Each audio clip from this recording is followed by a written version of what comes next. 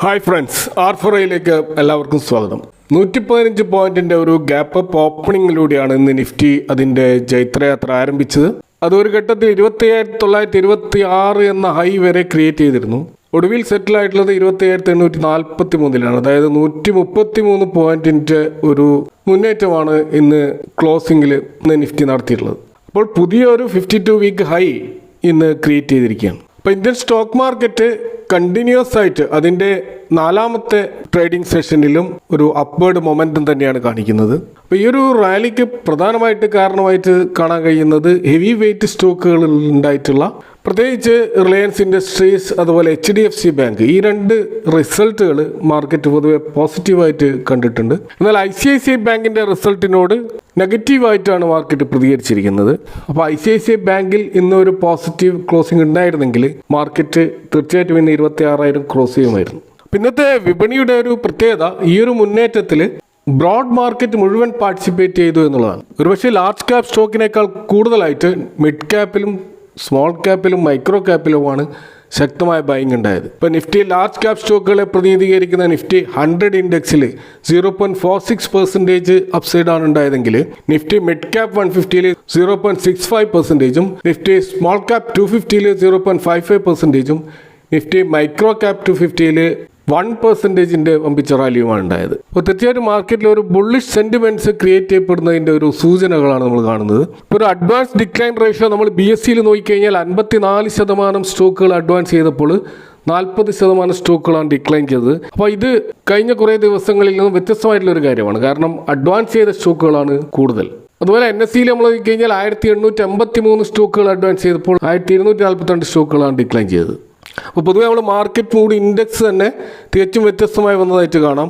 അത് extreme greed സോണിലേക്ക് പ്രവേശിച്ചതായിട്ടും കാണാം. പിന്നെ സെക്ടർ വൈസ് നമ്മൾ നോക്കിക്കഴിഞ്ഞാൽ പ്രധാനപ്പെട്ട ശക്തമായൊരു മുന്നേറ്റം നടന്നിട്ടുള്ളത് PSU ബാങ്ക് സ്റ്റോക്കുകളിലാണ്.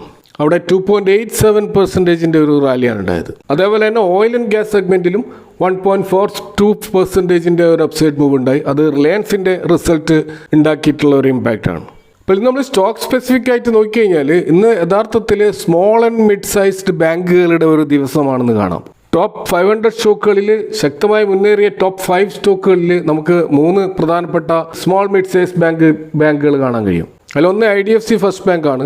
IDFC ഫസ്റ്റ് ബാങ്കിൻ്റെ റിസൾട്ട് നല്ല രീതിയിലാണ് വന്നത്. അതിൻ്റെ ഇയർ ഓൺ ഇയർ സെയിൽസിൽ 10% ഒരു ജമ്പും പ്രോഫിറ്റിൽ 64% ഒരു ഇയർ ഓൺ ഇയർ ജമ്പുമാണ് ഉണ്ടായിട്ടുള്ളത്. അതുപോലെ തന്നെ ക്വാർട്ടർ റവന്യൂവിൽ 3% ജമ്പ് ഉണ്ടായിരുന്നു. മൊത്തത്തിൽ IDFC ബാങ്കിൻ്റെ ആ ഒരു കസ്റ്റമർ ഡെപ്പോസിറ്റ്സ് അത് 23% വെച്ച് ഇൻക്രീസ് ആയിട്ടുണ്ട്. റീറ്റെയിൽ ഡെപ്പോസിറ്റ് 21% ഇൻക്രീസ് ആയിട്ടുണ്ട്. അതുപോലെ കാസ ഡെപ്പോസിറ്റ്സ് 26% ഇമ്പ്രൂവ് ആണ്. ലോൺസ് ആൻഡ് അഡ്വാൻസസ് ഏകദേശം 19% ഇമ്പ്രൂവ് ഉണ്ടായിട്ടുണ്ട്. അതുകൂടാതെ അവരുടെ മൈക്രോ ഫൈനാൻസ് പോർട്ട്ഫോളിയോ വളരെയധികം റിസ്കി ആയിട്ടുള്ള ഈ ഒരു പോർട്ട്ഫോളിയോ അത് റെഡ്യൂസ് ചെയ്തിട്ട് 41% കൊണ്ടുവരാൻ അവർക്ക് കഴിഞ്ഞിട്ടുണ്ട്. അപ്പോൾ അതിൻ്റെ അടിസ്ഥാനത്തിൽ നമ്മൾ കാണുന്നത് ഗ്രോസ് NPA 1.92% നിന്ന് 1.86% ആയിട്ട് ഇയർ ഓൺ ഇയർ ഡൗൺ ആയതായിട്ട് കാണാം. അപ്പോൾ IDFC ഫസ്റ്റ് ബാങ്കിൻ്റെ ആ ഒരു റിസൾട്ടാണ് ഇന്ന് ആ സ്റ്റോക്കിൽ ഒരു 7% അടുത്തുള്ള ഒരു റാലി ഉണ്ടായത്. ഇപ്പോൾ അത് ട്രേഡ് ചെയ്യുന്നത് 76 എന്നുള്ള ഒരു പ്രധാനപ്പെട്ട പ്രൈസ് ആക്ഷൻ ലെവലിലാണ്. ഇതിൻ്റെ ഓൾ ടൈം ഹൈ ഉണ്ടായിരുന്നത് 101 എന്ന ലെവലായിരുന്നു. മറ്റൊരു സ്മോൾ ഫിനാൻസ് ബാങ്ക് ഇന്ന് ശ്രദ്ധ നേടിയത് AU സ്മോൾ ഫിനാൻസ് ബാങ്കാണ്. ഈ സ്റ്റോക്ക് 8% ജമ്പ് ചെയ്തത്. ഈ സ്റ്റോക്കിൻ്റെ റിസൾട്ടിൽ ഇയർ ഓൺ ഇയർ റവന്യൂ 15% ഉയർന്നിരുന്നു. അതുപോലെ ക്വാർട്ടർ ഓൺ ക്വാർട്ടർ റവന്യൂയിലും 3% വർധനവുണ്ടായിരുന്നു. കൂടാതെ ഇതിൻ്റെ നെറ്റ് ഇൻട്രസ്റ്റ് ഇൻകം ഏകദേശം 8% ഒരു ഇയർ ഓൺ ഇയർ ജമ്പ് ഉണ്ടായിട്ടുണ്ട്. സ്ട്രീറ്റ് എസ്റ്റിമേഷനേക്കാൾ കൂടുതലായിട്ടുള്ള ഒരു റിസൾട്ടാണ് AU സ്മോൾ ഫിനാൻസ് ബാങ്കിൽ വന്നത്. കഴിഞ്ഞ വർഷം ഫൈനാൻസിങ് പ്രോഫിറ്റിൽ -32% ലോസ് കാണിച്ച സ്ഥാനത്ത് ഇപ്പോൾ 16 പ്രോഫിറ്റിലാണ് അത് നമുക്ക് കാണാൻ കഴിയുന്നത്. അതുപോലെ ഗ്രോസ് NPA 2.47% നിന്ന് 2.41% ആയിട്ടും കുറഞ്ഞിട്ടുണ്ട്. പ്രതീക്ഷയിനേക്കാൾ സ്ട്രോങ് ആയിട്ടുള്ള ഒരു Q2 റിസൾട്ട് കൊണ്ടുവന്നതാണ് AU സ്മോൾ ഫിനാൻസിംഗിൽ മുന്നേറ്റത്തിന് കാരണമായത്. അവിടെ പല ബ്രോക്കറേജ് ഹൗസുകളും ഈ സ്റ്റോക്കിൻ്റെ ടാർഗറ്റ് ഉയർത്തിയതായിട്ട് കാണാം. ഉദാഹരണത്തിന് സിറ്റി അവരുടെ ടാർഗറ്റ് 850 നിന്ന് 990 ആയിട്ട് ഉയർത്തിയിട്ടുണ്ട്. നൊമൂറ 610 മാത്രമായിരുന്നു ഇതിൻ്റെ ടാർഗറ്റ്, അത് 750 ആയിട്ട് ഉയർത്തിയിട്ടുണ്ട്.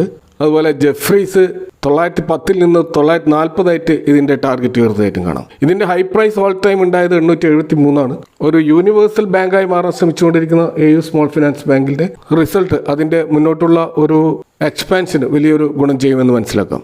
മറ്റൊരു സ്റ്റോക്ക് കാര്യമായ മുന്നേറ്റം നടത്തിയത് ഫെഡറൽ ബാങ്കാണ്. ഫെഡറൽ ബാങ്കിൻ്റെ റിസൾട്ടിൽ റവന്യൂവിൽ 3% ഒരു ജമ്പാണ് ഉണ്ടായത്. ക്വാർട്ടർ ഓൺ ക്വാർട്ടർ പ്രോഫിറ്റിൽ ഏകദേശം 8% ഒരു പ്രോഫിറ്റ് രേഖപ്പെടുത്തിയായിട്ടും കാണാം. കൂടാതെ ഗ്രോസ് NPA 1.91% നിന്ന് 1.83% ആയിട്ടും കുറഞ്ഞിട്ടുണ്ട്. അതുകൂടാതെ നെറ്റ് ഇൻട്രസ്റ്റ് ഇൻകം അത് 5.41% ഇയർ ഓൺ ഇയർ ഇൻക്രീസ് ആയിട്ടുണ്ട്. അതുപോലെ ടോട്ടൽ ഡെപ്പോസിറ്റ് സെപ്റ്റംബർ 25 വരെ നോക്കുകയാണെങ്കിൽ 7.36% ഇമ്പ്രൂവ് ആയിട്ടുണ്ട്. അതുപോലെ ടോട്ടൽ അഡ്വാൻസ് 6.23% ഇമ്പ്രൂവ് ആയിട്ടുണ്ട്. കാസ റേഷ്യോ 31.01% ആണ്. അപ്പോൾ ഈ ബാങ്കിൻ്റെ മൊത്തത്തിലുള്ള ആ ഒരു ബിസിനസ് അത് 5,33,000 crore വർദ്ധിച്ചിട്ടുണ്ട്. അതായത് ഏകദേശം 6.84% ഇയർ ഓൺ ഇയർ ഗ്രോത്ത് ആണ് ടോട്ടൽ ബിസിനസ്സിൽ ഉണ്ടായിട്ടുള്ളത്. ഇതുകൂടാതെ ഈ കമ്പനിയുടെ ടോട്ടൽ ബാങ്കിങ് ഔട്ട്ലെറ്റ്സ് ഇപ്പോൾ 1595 ആയിട്ട് ഉയർന്നിട്ടുണ്ട്. ഇപ്പോൾ ഫെഡറൽ ബാങ്കിലും ശക്തമായ ഒരു മുന്നേറ്റമാണ് ഇന്ന് അതിൻ്റെ സ്റ്റോക്ക് പ്രൈസിൽ കാണാൻ കഴിഞ്ഞത്. 7% ഒരു ജമ്പാണ് ഉണ്ടായത്. ഇപ്പോൾ 227 എന്ന പ്രൈസിലാണ് സ്റ്റോക്ക് ട്രേഡ് ചെയ്യുന്നത്. മറ്റൊരു സ്റ്റോക്ക് ഇന്ന് നമുക്ക് നല്ലൊരു മുന്നേറ്റം നടത്തിയത് കാണാൻ കഴിയുന്നത് ഇക്ലർക്സ് സർവീസസ് ആണ്. 5.66% അപ്സൈഡാണ് ഈ സ്റ്റോക്ക് പോയിട്ടുള്ളത്. അപ്പോൾ അതിനൊരു കാരണമായിട്ടുള്ളത് കമ്പനി ഒരു ബൈബാക്ക് അനൗൺസ് ചെയ്തു എന്നുള്ളതാണ്. അപ്പോൾ ഒക്ടോബർ 24 കമ്പനിയുടെ ബോർഡ് ഓഫ് ഡയറക്ടേഴ്സ് ഈ ഒരു ബൈബാക്ക് പരിഗണിക്കുമെന്നാണ് ഇന്ന് എക്സ്ചേഞ്ചിൽ ഫയൽ ചെയ്തിട്ടുള്ള ഡോക്യുമെന്റിൽ സൂചിപ്പിക്കുന്നത്.